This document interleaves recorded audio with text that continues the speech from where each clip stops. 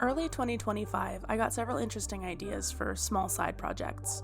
While procrastinating another project, I was reminded of an early 2000s commercial that aired in Canada and became somewhat of a classic piece of Canadian media history. And what better way to honor my Canadian heritage than by making a horror game about it? So this is the Hippo.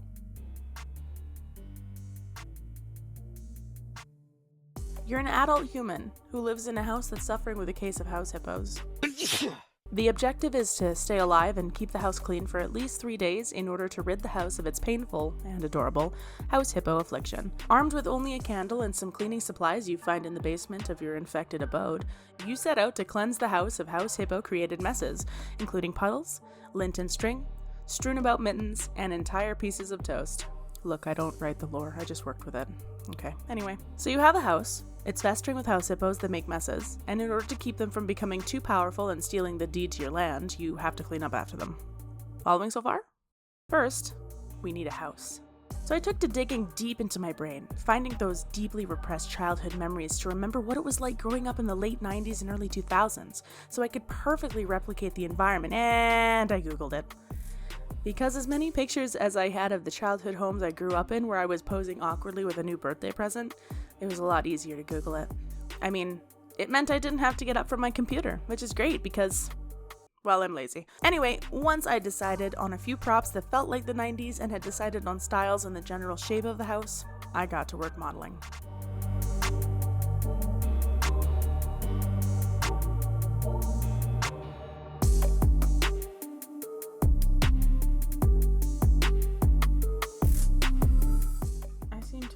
Completed a 90s era hat trick.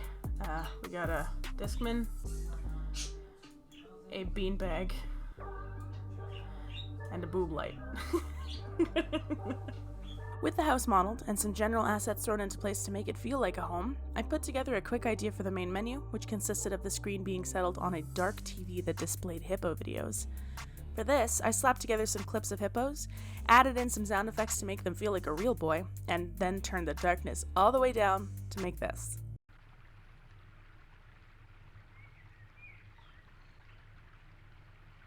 Do I look like a real boy, Papa? The next couple weeks, I focused on making the house really feel like a home and making models for cleaning supplies and the things that needed to be cleaned. Once I had a general idea of a house that could pass as a house from the 90s if you squint and had been pepper sprayed in the face, it was time to move on. I'd say my third least favorite part about any game dev project is programming, because every project I work on has its quirks, and by quirks I mean things that make me rage and reconsider ever getting near this hobby, although it does have a very special place in my hippo-shaped heart. As I'm working with Unity, that means the programming language I'm using is C#. For this game, I needed all the scripts to work together as they all relied on one another in some way. In the house, there are spawn locations. Each location will spawn a random mess from prefabs I made, which included the toast, chips, raisins, puddles, lint, string, mittens, etc. The player can go down into the basement, retrieve corresponding cleaning supplies like a rag or a garbage bag, and clean the messes to keep the house clean. However, that's entirely too easy. Go down to the basement, get supplies, come back upstairs, clean messes, sit down in front of TV with a pint and wait for all of this to blow over. Where's the spook in that? There's no danger. I decided, because house hippos are shy and only come out at night, that this was a perfect opportunity to introduce the player's only defense: candles. I made it so that when candles are lit, the house hippo doesn't enter that room, can't make messes, and can't attack. So now, you also have to pick up matches from the basement and manage your candles as well. If the house hippo does enter the room when a candle goes out, you'll hear it rustling the room's jimmies and stealing his lunch money while it also leaves toast and mittens lying around. You can then either enter the room and possibly get jumped for your pocket change, or let the hippo make a mess and enter when it's finished.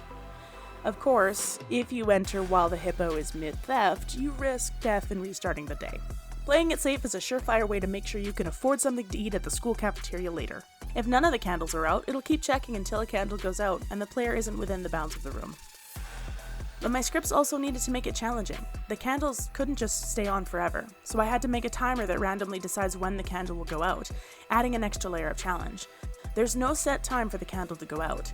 It will randomly self-extinguish itself anytime between 45 and 180 seconds, which means you can't just sit around. You have to actively check each room to see if the candle has gone out, and then relight it. I also added a house hippo nest to the basement.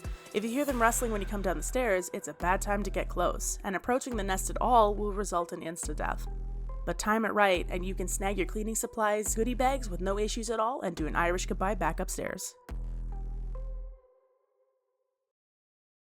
What kind of game developer would I be if I didn't blow out my players' ears on the main menu with ear-splitting ambience and music? The game needed sounds. From my previous projects, I had some delicious room tones sitting around, so I added that first. Then, with things like old fridges and furnaces irresponsibly laying about the property, they made sounds too, didn't they? So I picked up some sound effects and threw those into the game as well.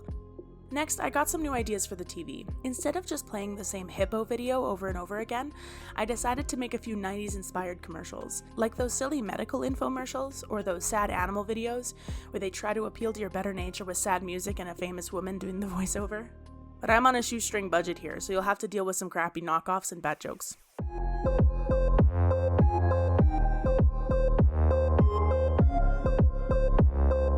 Once that was done, I decided to add a trackable messiness meter. Every mess that spawns contributes to a percentage from 0 to 100 of the total house mess. When it hits certain thresholds, the Hippo commercials will be traded out for, well, more demonic Hippo commercials that contribute to the game lore and had me researching and making images that will haunt me forever.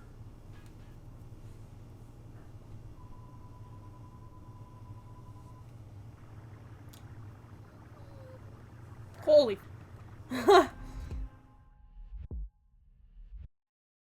It wouldn't be a horror game without some unsettling content now, would it? There's limited space to work with within the confines of the house itself. I had an entire neighborhood to hide things in that the player would be able to see from the window, so with a few surprises inside the house and a majority outside the house, I made it random chance for you to see different things. Also, depending on the day, the inside of the house will change.